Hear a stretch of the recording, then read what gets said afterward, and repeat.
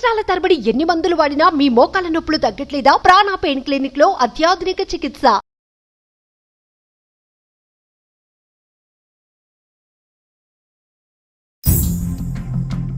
Welcome to అందమైన జీవితం. నమస్తే డాక్టర్ గారు. నమస్తే జయ గారు. నిన్న నైట్ నేను ఒక మెయిల్ చదివానండి. సిబ్లింగ్స్ మధ్య వచ్చే ఒక రైవల్టీ చిన్నప్పుడు బాగుంటుంది, ఏదో అమ్మ నాన్న సర్ది చెప్తారు, కొంచెం పెరిగి పెద్ద అయ్యేసరికి తగ్గిపోతుందండి. కొంచెం ఏజ్ గ్యాప్ తక్కువ ఉందనుకోండి, వాళ్ళ మధ్య ఇంకొంచెం ప్రేమ ఎక్కువగా ఉంటుంది. కొంచెం ఎక్కువ ఉంటే అది వేరే కోణాలకి దారితీస్తుంది అనుకోండి. ఈ రైవల్టీ అనేది పర్సనల్ లైఫ్లో కూడా వెళ్ళిపోయి అది విపరీతమైన ధోరణులు, ఇటు అక్క కానీ అటు చెల్లెలు కానీ, అది పెళ్ళి అయిపోయిన తర్వాత కూడా ఒకరి జీవితంలోకి ఇంకొకరు ఎంటర్ అయిపోతుంటే జరిగే మలుపులు అసలు మాటల్లో చెప్పలేము. అలాంటి ఇష్యూ అండి ఇప్పుడు ఇది మరి ఎటు దారి తీస్తుందో ఏంటో. ఒకసారి మరి అమ్మాయి నాకు మెయిల్ అయితే చేసింది, నెంబర్ కూడా పెట్టింది, మరి కాల్ చేయమంటారు ఒకసారి? తప్పకుండానమ్మా. సాధారణంగా అంటే చాలా గ్రోయింగ్ మైల్ స్టోన్ అంటూ ఉంటాం. యూజువల్గా తోబుట్టువుల మధ్యన ఉండేటటువంటి ఒక రైవలరీ ఏదైతే ఉంటావో సైకలాజికల్గా అది ఒక పోటీ తత్వాన్ని పెంచి జీవితంలో ఎదగటానికి ఒక విధంగా ఉపయోగపడుతుంది. మరి ఇలాంటి ఇష్యూస్ మరి ఎందుకు వస్తున్నాయి అన్నది ఈ అమ్మాయి మాటలో మనకు అర్థం అవుతుందేమో. హలో హలో, ఉషా అండి.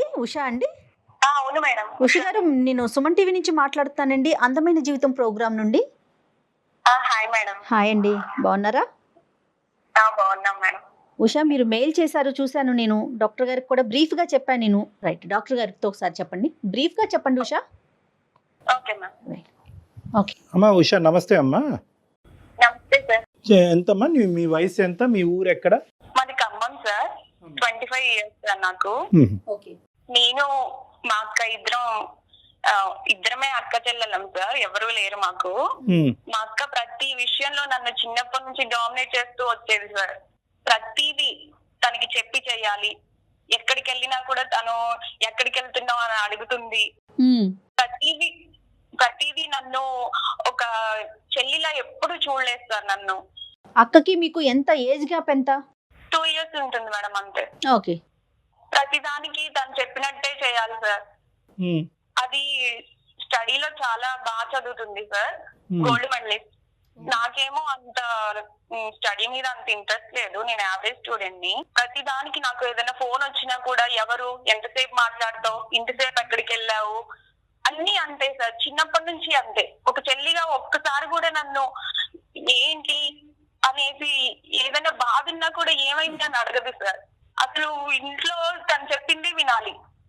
అమ్మ వాళ్ళు కూడా ఏంటంటే అది బాగా చదువుతుంది, నీకంటే పెద్దది కదా, వింటే ఏంటి అని అట్లే మాట్లాడుతూ ఉంటారు. సహజంగా అదే అంటారమ్మా. పెళ్లి చూపులు సెట్ చేశారు, ఆ రోజు కూడా నన్ను లోపల పెట్టేశారు అమ్మ వాళ్ళు. అదేలే. ఎందుకమ్మా నేను ఎందుకు లోపల ఉండాలి, అదేంటి అక్క పెళ్లి చూపులు నేను చూడకూడదా, నీ పెళ్లినే కదా, నేనెందుకు ఉండకూడదు అక్కడ అని అడిగాను. అడిగితే అక్క అంటుంది, ఆ అమ్మ వాళ్ళు చెప్పినట్టు వినొచ్చు కదా, నీకు అన్ని చెప్పాలా అని చెప్పి అంటుంది సార్. అదేంటి నువ్వన్నా చెప్పవా, నేను నీ పక్కన ఉండొద్దా, అసలు అక్కడ ఏం జరుగుతుంది నేను చూడొద్దా అని అడిగాను దాన్ని. నువ్వు క్వశ్చన్స్ వేస్తావేంటి, చెప్పింది చెయ్యాలన్నారు. అది నాకు మైండ్ లో బాగా పడిపోయింది సార్. ఏదో అది పెళ్లి చూపుల రోజు దాచిపెడతారు, పెళ్లి రోజు సార్, పెళ్లి రోజు తర్వాత అయినా నేనెవరో తెలియదా వాళ్ళకి. పెళ్లి రోజు నన్ను మా బావ చూసారు సార్. మా బావ చూసి ఎవరిమా నాకు చూపించలేదేంటి అని అడిగారు. మా చెల్లి ఆ రోజు లేదు, అవుట్ ఆఫ్ వెళ్ళిందని చెప్పేసింది.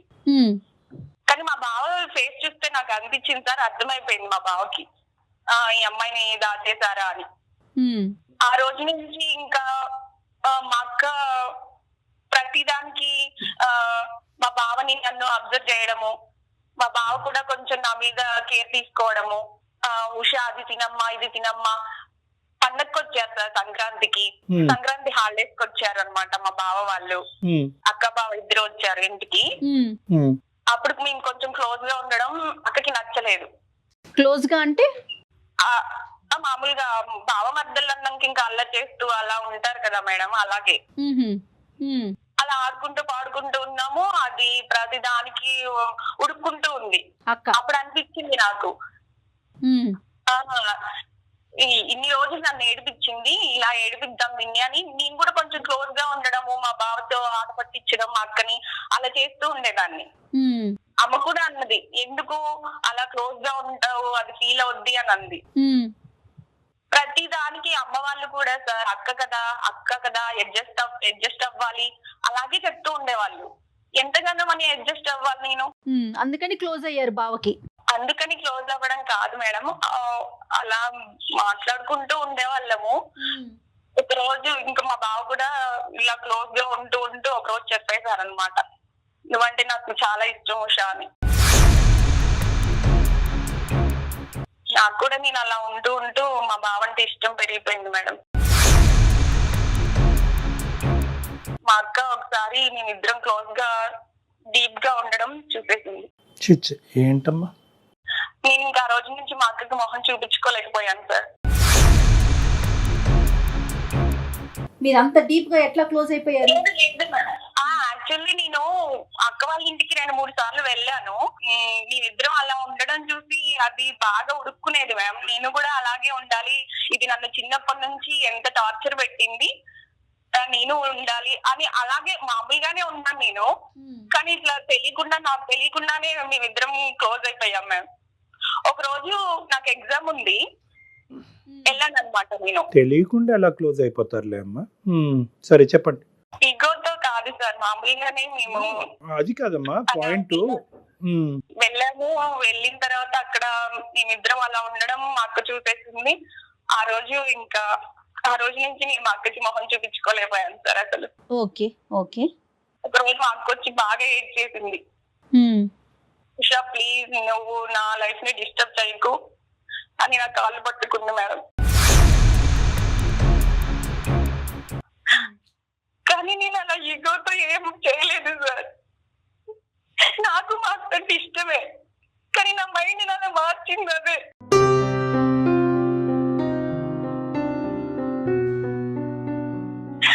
నేనేం చేస్తున్నానో ఎలా ఉంటున్నానో నాకేం అర్థమైంది.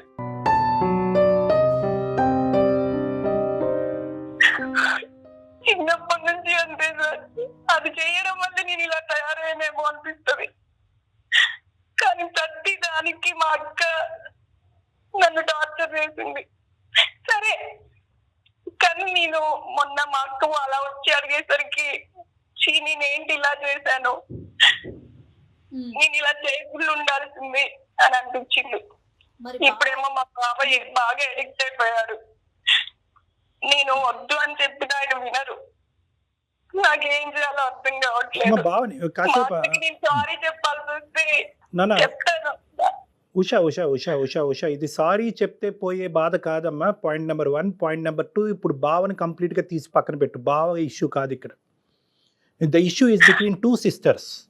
ఒక పరాయి స్త్రీ బయట స్త్రీకే ఇటువంటి అన్యాయం జరిగితే తట్టుకోలేనప్పుడు సొంత అక్కకి వెన్నుపోటు పడటం అంటారు. ఇక్కడ నువ్వు ఏడుస్తున్నావు, అబ్బా ఏడవద్దమ్మా అనే మాట అనాలని అనిపిస్తుంది, కానీ నీకు సానుభూతి చూపిస్తే కనుక నీ తప్పుని క్షమించి నిన్ను ఇంకా ముందుకు పంపించే వాళ్ళం అవుతామేమో అనే భయంతో నీకు సానుభూతి చూపెట్టడానికి ఇక్కడ వీలు పడదని చెప్తున్నాను నేను. We can't sympathise with you. నీకు సింపతి చూపెట్టడం అనేది ఇక్కడ సొల్యూషన్ కాదు. ఇంకా ఇంకొక విషయం ఏంటంటే కళ్యాణ్ గారు, పెళ్లి చూపులప్పుడు చాలా సహజం అండి మన కల్చర్లో చిన్న పిల్లల్ని పెళ్లి చూపుల్లో ముందుకు రానివ్వరు. అది చాలా సహజంగా జరిగిపోయే ఒక ఇష్యూ. దాన్ని భూతద్దంలో పెట్టి చూసుకోవాల్సినంత అవసరం లేదు ఉషా. ఇక్కడ ఏంటంటేనమ్మా, బహుశా నీకెవరు కూడా అక్క చెల్లెల మధ్యన కానీ అన్నాదమ్ముల మధ్యన ఉండేటటువంటి వైర్యం ఏదైతే ఉందో అది ఒక సహజ సిద్ధమైనటువంటి వైర్యం, అది శత్రుత్వం కాదు. It's a growing mile stone అంటూ ఉంటారు సైకాలజీలో. అలా ఎదగటం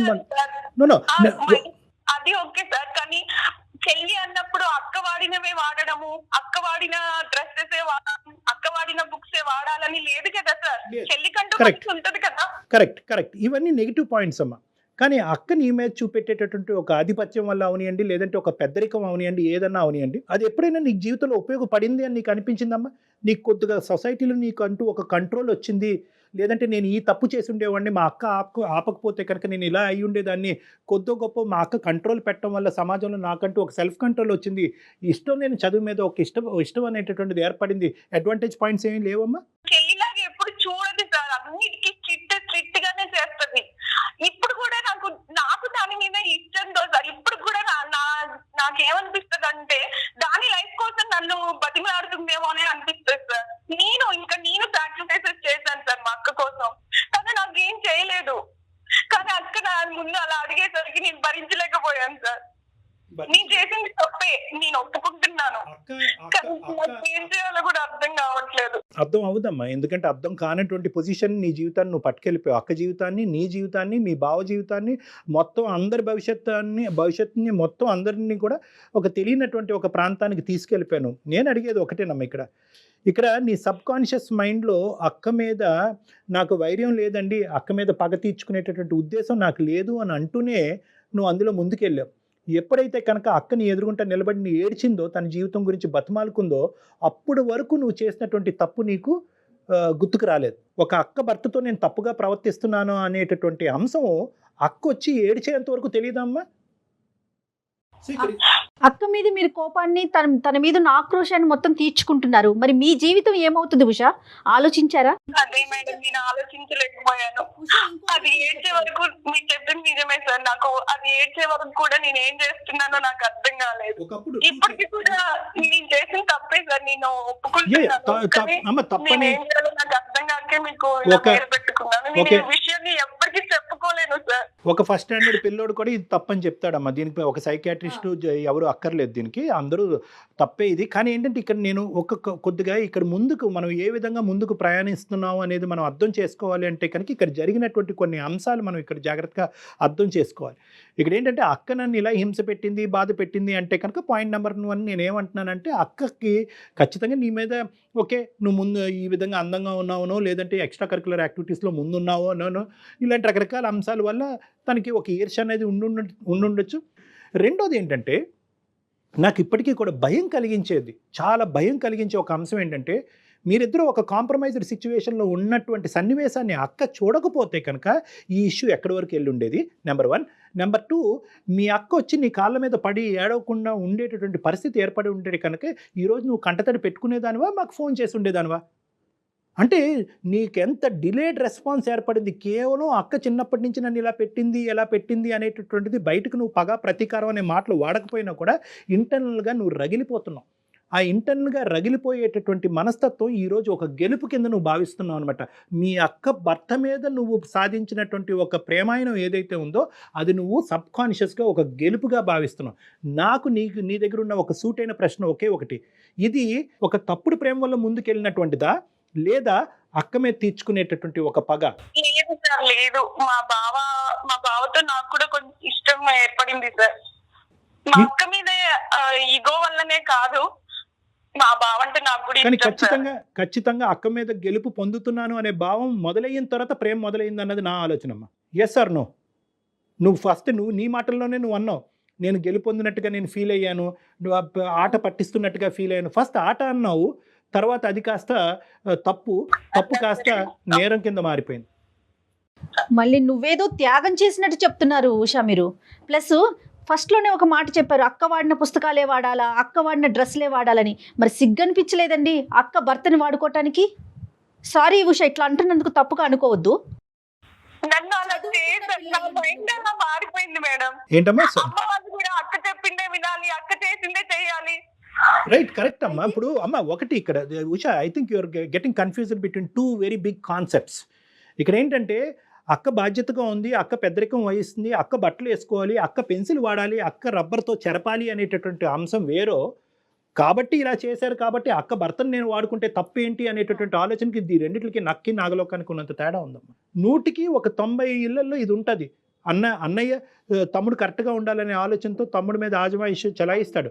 ఒక పేరెంటల్ రోల్ అనేటటువంటిది ఒక అన్నయ్య తమ్ముడి మీద చూపెడతాడు, ఒక అక్క చెల్లి మీద చూపెడుతుంది. ఇప్పుడు నా జీవితం ఏమవుతుంది, రేపొద్దున నాకు అసలు పెళ్లి అవుతుందా, నేను ఎట్లా, అంత ఆలోచన ఉండదా, మెచ్యూరిటీ లెవెల్స్ ఉండవా? అంటే ఆ కోపంలో ఏదైనా చేసేస్తారంటారా? ఈ అమ్మాయి జీవితం గురించి ఆలోచించడం సెకండరీ అమ్మ. But she has no right to take away the life of our sister. వాళ్ళ అక్క జీవితాన్ని పాడు చేసేటటువంటి రైట్ దీనికి లేదు. ఆ మాంత్రికుడు, సారీ మీ సో కాల్డ్ మీ అక్క భర్తని మాంత్రికుడు అంటున్నాను, ఎందుకంటే కనుక ఈ మొత్తం అంశంలో పెళ్ళి అయిన దగ్గర నుంచి పెళ్లి పేట్ల మీద కూర్చుంటూ కూడా నా వైపే చూశాడు అనేటటువంటి ఒకడు అసలు ఎంత పాపం పని చేస్తాడమ్మా. నువ్వు తప్పు చేస్తే కనుక అతను నేరం చేస్తున్నాడు. అతను నేరం చేస్తున్నాడు, డబుల్ స్టాండర్డ్స్ చూపెడుతున్నాడు. అక్కతో పాటు చెల్లిని కూడా వాడుకోవచ్చు అనే ఆలోచనతో మొదటి నుంచి ఉంది అతనికి. నీకు మొదటి నుంచి లేదు ఈ ఐడియా. అతను పెళ్లిపేటల మీద కూర్చున్నప్పటి నుంచి అక్కతో పాటు బై 1 get 1 ఫ్రీ అన్నట్టుగా అతను ముందుకెళ్ళాడు ఇక్కడ. అందులో డౌటే లేదమ్మా. నన్ను రూమ్ లో పెట్టి అలా ఉంచకుండా ఉంటే No. అలా అవ్వేది కాదేమో సార్. అదే మాట చెప్తుంది తను, పెళ్లి చూపుల విషయాన్ని తీసుకొస్తోంది.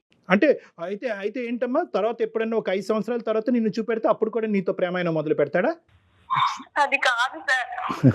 లేదమ్మా, లేదు. నువ్వు Sorry. చేసిన తప్పుని సమర్థించుకుంటున్నావు ఉషా. లేదు మేడం, నేను తప్పని ఒప్పుకుంటున్నాను, కానీ నాకు నేను అలా చేయడానికి కారణం అయితే నా మైండ్ సెట్ మేడం. నన్ను Yeah. నా మైండ్ అలా మారిపోయింది మాత్రం అక్క వల్లే. రైట్, ఇప్పుడు యూ టర్న్ తీసుకుంటావా? ఇప్పుడు నువ్వు చేసింది నువ్వు చేసిన ఏం సమాధానం చెప్పాలో నాకు అర్థం కావట్లేదు. నాన్న, ఇప్పుడు ఎలా ఫేస్ చేయాలో నాకు అసలు అర్థం అవ్వట్లేదు. తల్లి, ఇప్పుడు ఏడవటంలో ఏమీ లాభం లేదు. నేను ఇందాక కూడా చెప్పాను, ఇటువంటి అంశాల దగ్గర మేము సానుభూతి చూపెట్టడం కష్టం, ఎందుకంటే నువ్వు చాలా తప్పు అనే ఉచ్చులో ఉన్నావు.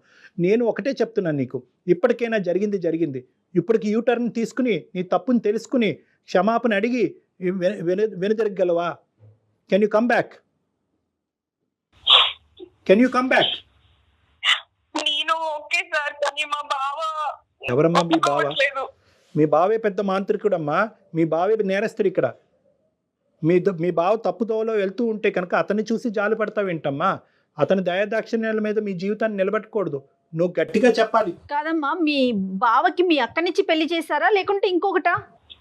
మా అక్కని ఇచ్చేసారు. మరి ఏం ఉషా? ఎవరిని చూసి జాలి పడుతున్నావమ్మా? ఎవరిని చూసి అయితే నీ జీవితంలో చూసి జాలి పడకూడదో వాళ్ళని చూసి జాలి పడుతున్నావు. పడుతున్నావు. ఇంకా నీ వైపు తప్పుగా ప్రవర్తిస్తే చెప్పాల్సింది పోయి నువ్వు ఎంకరేజ్ చేసి మళ్ళీ ఇప్పుడు పాపం బావ అంటున్నావు. పాపం అక్క అనేది మాట్లాడట్లేదు నువ్వు. సరే సార్. సరే కాదు నాన్న, సరే కాదు ఏమంటారు? కాదు మేము చెప్తాము. ఒక్కటి నువ్వు జాగ్రత్తగా ఆలోచించుకో ఉషా. ఈరోజు నువ్వు మీ అక్క ఒక టీం. ఇప్పటి వరకు మీరిద్దరు ఒక టీం లాగా వ్యవహరించారో లేదో నాకు తెలీదు. ఫస్ట్ టైం మీ బాండింగ్ అనేటటువంటిది ఇప్పటి వరకు బలపడలేదు, ఇప్పుడు బలపడాలి. ఇది ఒక టీం కింద వ్యవహరించాలి. మీ ఇద్దరికి ఒక కామన్ సిక్ పర్సన్, ఒక జబ్బు పడినటువంటి ఒక వ్యక్తి ఎవరన్నా ఉన్నారు అంటే కనుక అది మీ బావ. సో ఆ జబ్బును వదిలించాలి, ఆ జబ్బునికి ట్రీట్మెంట్ ఇవ్వాలి. ఇది ఒక జబ్బు, ఇదేదో ఒక వ్యామోహమో ఒక ప్రేమో ఇలాంటి పదాలు వాడకండి. అతను ఇద్దరితో ఆడుకుంటున్నాడు, ఇద్దరి జీవితాలతో ఆడుకుంటున్నాడు. ఇది ఇంకా కుటుంబాల మధ్యన తెలీదు. ఇంకా మీ అమ్మ నాన్నకి తెలిస్తే కనుక వాళ్ళు గుండెలు పగిలిపోతాయి, చచ్చిపోతారు వాళ్ళు. సో కాబట్టి ఏంటంటే దీన్ని ఒక జబ్బు కింద పరిగణించండి. ఇప్పటి వరకు లేనటువంటి మీ బంధం ఇప్పటి నుంచి బలపరుచుకోండి. అక్కతో పాటు నేను ఉంటాను, అక్క మాటే శిలాశాసనం అని చెప్పి ఫస్ట్ టైం నీ జీవితంలో మీ అక్కతో నువ్వు ఒప్పుకోవాలి.